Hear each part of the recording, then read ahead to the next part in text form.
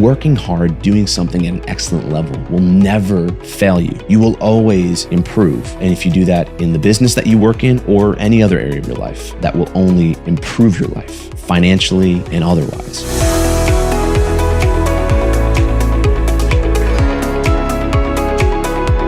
Welcome to Grow Time, where we explore the principles behind living a high-performance life. My name is Kenneth, and this is episode number 1. Real quick, I want to use this episode to give you a little bit of an overview of what we're planning to cover on this show. My hope is that this show is an inspiration around living a better, more successful, high-performance life where you multiply everything you have: business, health, wealth, spiritually, mentally, physically. That is what my life is about. And this show is really my exploration of the various principles of success that I've found, the good things, the difficult things, the failures, the successes. And my goal is to share those. I grew up in a Christian household. My dad was a pastor in downtown Brooklyn, in not the cool part of Brooklyn where everyone thinks it's cool right now. It's actually the really difficult part, right? Where we'd get shot at, the church van would get bullet holes in it every once in a while as you're driving through these neighborhoods. And I grew up with this strong faith in my life. And that is a big part of the success, or any of the success that I've seen. Now, I haven't seen all the success in the world, but I've seen some. And my goal is to share that with you. And also my goal is to share what I'm learning as I'm going through pursuing the next levels that I'm actually meant to be going after. I mention that because there are principles that are faith related that help in the success of other things in life, specifically business success or any achievement that you may be going after. And I've found that to be the case. So I started my first business in high school. I continued. That led me to actually Nashville, Tennessee. And now I run several businesses. And I only say this to say, what am I qualified to talk about? All right, I only want to talk about things that I'm qualified to talk about, right? And this is not boasting or anything like that. But I've been able to run several businesses over the period of my life. I've been able to be part of funded startups and exits. I currently run a business called Medicaid, which you may know of, and maybe that's even how you found this show. It's the core of everything that I do, particularly that's in the e-commerce and business consulting space, right? So we help everything from $100 million brands to, brands that are starting up really build a real business using the e-commerce channel. So if you want to learn more about that, you can go to metacake.com. That's metacake.com to learn more about that. And the way you can remember it is, I never met a cake I didn't love. And that's true for me. That's why I can't have cake. But I started many businesses over my life so far, and currently I own several. And I've learned what works. I learned what doesn't. And I certainly am learning currently a lot of what works and what doesn't, even at the next level. I've been able to get to basically financial freedom early in my life. I say relatively early in my 30s, and that was through business. And I just believe business is such a powerful tool for creating the life that you want. And so I've been able to achieve that. I've got a beautiful little family, and we have a packed schedule. And the reason I say these things is I actually found it really hard to run and lead a team of people, run a business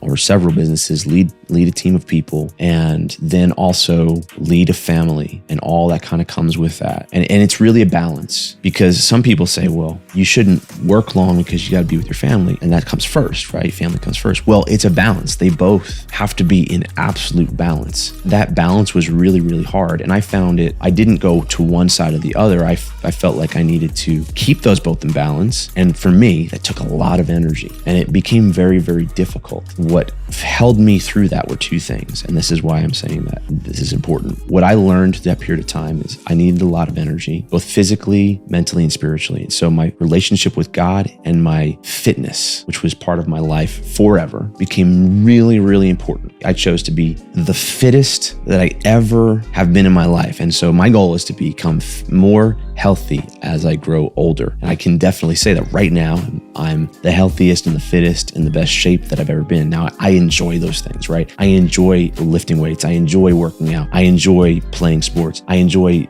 dialing in nutrition and eating the right amount of protein and all that kind of stuff, right? I've always enjoyed that. Even though I enjoy it, it's really hard, and sometimes it becomes a chore. So it doesn't mean it's easy just because I enjoy it, but it's important. If I didn't have that, I wouldn't have the energy to give to these different things. I wouldn't show up in the state that I need need to show up at when, you go through an entire day where you're leading a team and then you come home and you have to, not have to, but you want to and have to show up for your family. So a connection with God is the other thing that helps those two things stay in balance, business and family. If I didn't have that connection with God, I wouldn't have the wisdom and the spiritual fitness, like the emotional steadiness that is required to actually keep those things in balance and to the best of my ability. And by no stretch do I get it right every single time, or have I gotten it right every single time. But the ability to desire that and the ability to focus on that and the ability for most of the time to be doing my best at keeping those things balanced so that I'm being a good leader of my household, that comes from that spiritual connection. This show is meant to inspire and to show you the principles that I've learned, to talk them through.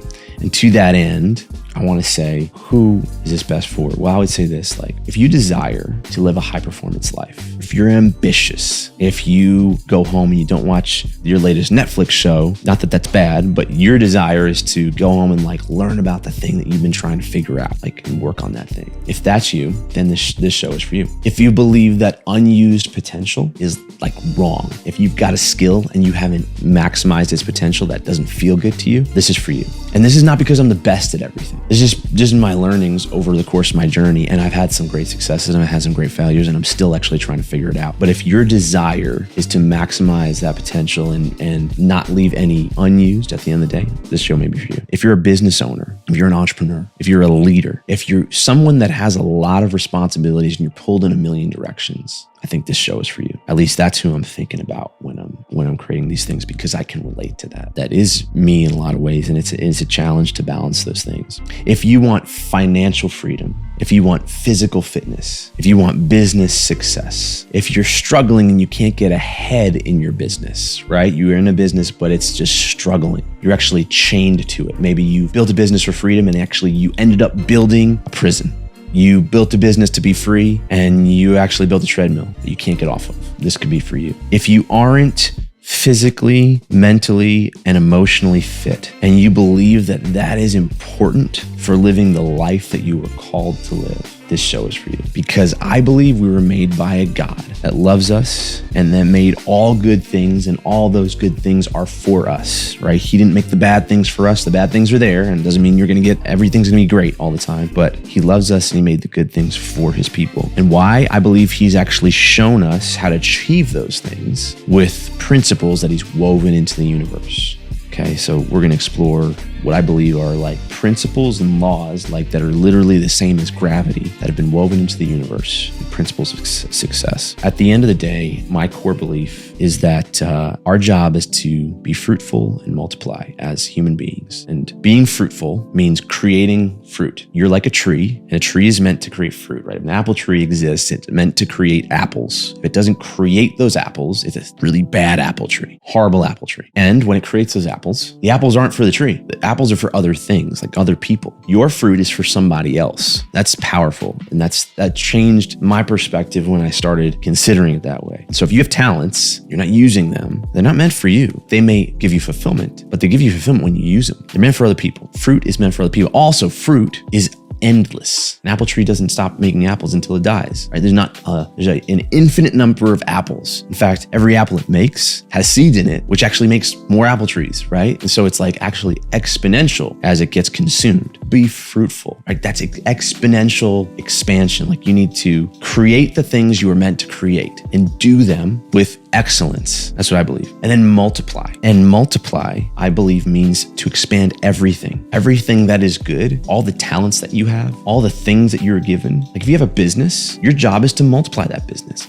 Now you have to do it in ways that are aligned with the best interest of the people around you. Or again, if you're a believer, if you're a God follower, aligned with God honoring principles, right? Just because that's how you're going to be successful, right? Because ultimately, if you're not aligning it with cultural principles and character and morality and honesty and ethics and all these different things, then it's going to backfire. Or might get a short-term gain, but a long-term loss. If you're in a business, your job is to multiply every part of it. That means make it extremely successful. If you're given anything, you should become wealthy with that. Now, wealth can be a really bad thing, right? It can actually be a really bad thing if you don't have some of the protections and wisdom around that wealth, right? Living small, I believe, is sinful.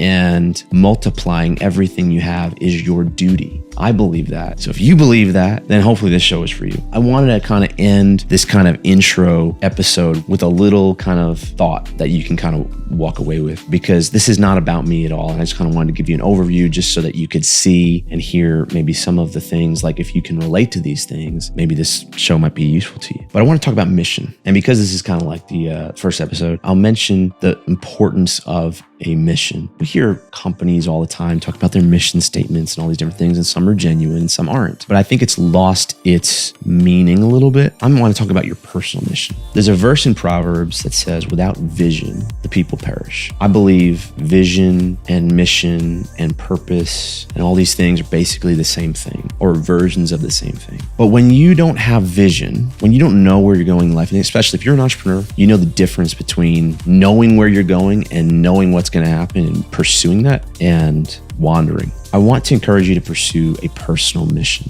And by that would mean focusing daily on what your mission in life is. What might it be? And by the way, that changed over time, and it doesn't have to be written in stone. I want to encourage you to pursue a personal mission. And with that, I'll share my personal mission. By the way, so this is something that only came recently. I just crossed 40 years old, and I've been pursuing, in spiritual terms, I've been waiting. I've been talking to God. I've been focusing on for years, like what's the reason that I'm meant to exist here? And in the last couple of years, like about 18 months ago, it got really foggy and gray. Again, I run a couple businesses, and I just felt like I was not getting the fulfillment. I was not getting the traction that I thought I was supposed to be getting. I wasn't maximizing my potential in the ways that I felt like I should, but I also didn't know directionally like what the purpose of certain things were. So I just did the exercise of writing out a mission statement. And this is going to sound, and by the way, yours should sound like you're Superman or like Superwoman. A mission statement shouldn't be small. Like a mission statement shouldn't be timid. A mission statement is like a bold statement that you need to, or that you believe that you can live up to, or you're aspiring towards. And by the way, it changes over time. It changes with companies. I've written millions of missions, or maybe not millions, thousands of mission statements for companies. And so it changes over time. And I think a personal one does, but rarely do people write personal mission statements. And I think this exercise is really powerful, because having direction is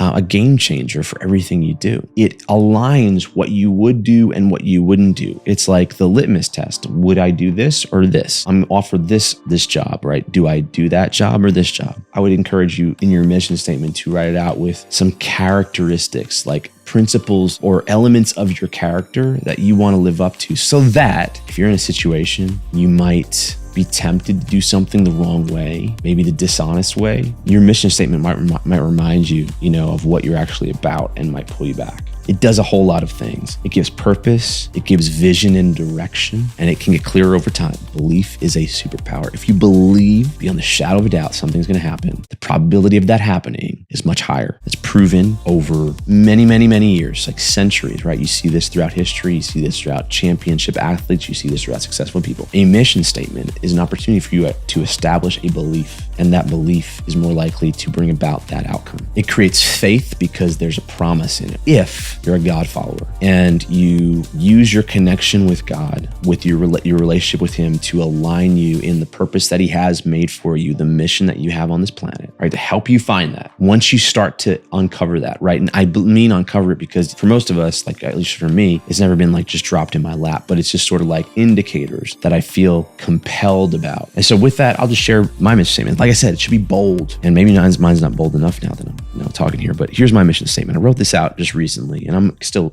honing it, but my mission is to live a high performance and a God-honoring life, and inspire and teach others to do the same, to pursue the potential that God has given me with all of my heart. Okay, we talked about that idea of potential. My goal is that I have no potential stone unturned inside of me at the end. Someone taught me this, the rocking chair technique, right? So you imagine yourself sitting on a rocking chair at the end of your life, on a porch, looking back, and what would you regret, or what would you be proud of? You probably wouldn't regret that time that you posted something or put yourself out there and it failed and it was shameful. That situation, while painful in the moment, probably wouldn't be something that you would even think about. But if you had felt this urge to do something and never tried and done it, maybe you were scared, maybe you felt like you weren't ready, that would be something that you would regret. At least for me, that would be a big regret. That'd be something like, man, I cannot believe I didn't do that. I had an opportunity, I didn't take it. So that would be one of those things.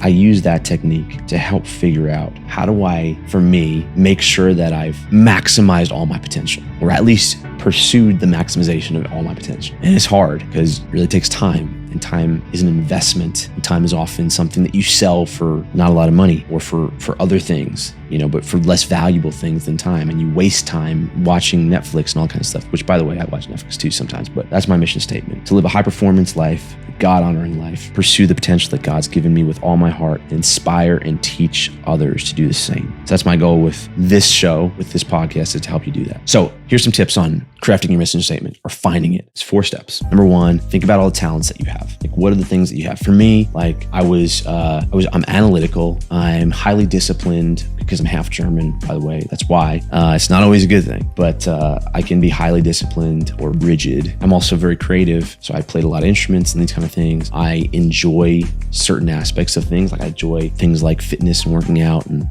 my desires are in certain places, like pursuing businesses and those kind of things. I have the ability to learn things very, very quickly. And so these are some of my talents, right? And there are things that I'm not talented at that I've had to work really hard to be good at. So I only have a handful of talents, right? Look at your talents and look at your passions. Like, what are your top 3 talents or top 5 talents? You probably have a lot. And what are your passions? Like, what do you like doing? What do you enjoy doing? What do you get fulfillment out of? Like, if you didn't have to worry about money, what would you do? Okay, so what are your passions? Like, that intersect with the third, which is your position. So talents, passion, and position. So position would be like, where are you right now? Are you working at this company over here? Are you in school still? Are you at home? Are you, whatever your position is. The intersect of those 3 things might be the start of where you look to create your mission statement, of where you use that intersect as the starting point. Like, where do those things bring you? What do you feel like you're meant to do because of those situations? Like, just be a third person. Like, step outside yourself, look at those things analytically and say, what does it look like this person's meant to do? I mean, I believe God created you this way. So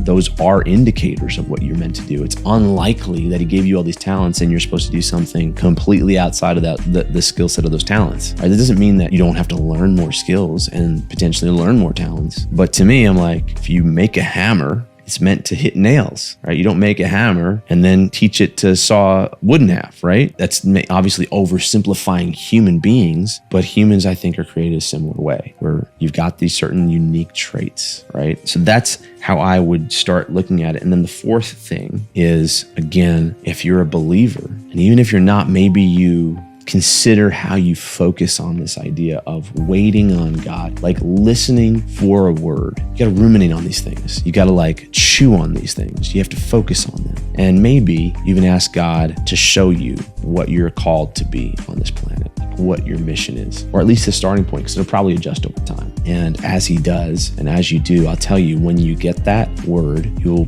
feel like you can run through a brick wall. And I believe when you see successful people anywhere, take Michael Jordan, take Steve Jobs, whoever, Elon Musk, you see these successful people, the reason they're successful and the reason they're able to achieve amazing things. Now, sometimes they achieve it and they sacrifice it, great sacrifice, which you would maybe not want. I know Steve Jobs sacrificed a lot of his family, right? He didn't have relationships with them. So it may not be the sacrifice that you want. That's why I believe the godly aspect to it is a really important one, because I think it's the way to avoid that happening. If you look at any of these people, I believe the reason why they're able to achieve these things is because they have a belief so strong in their mission and what their purpose is that they're willing to run through anything to get there. And they do. Maybe not the same way, but wouldn't it be powerful to have that same belief system inside of you, to have that idea of this is what I'm meant to do here. I think there's this feeling that it might have to be incredibly grand. This is something that you'd probably never have to share with anyone. It needs to be just simply genuine. It has to come from your soul. And when it does, and it's just genuine, it just is what it is. It's not good or bad. It just gives you direction. And it maybe just gives you direction for now. When you have that, I think you'll have that ability to move forward with confidence and then actually get purpose. And then hopefully when you're on that rocking chair later in life, you can look back and not have the regrets of not doing something or doing something the wrong way or wasting your life.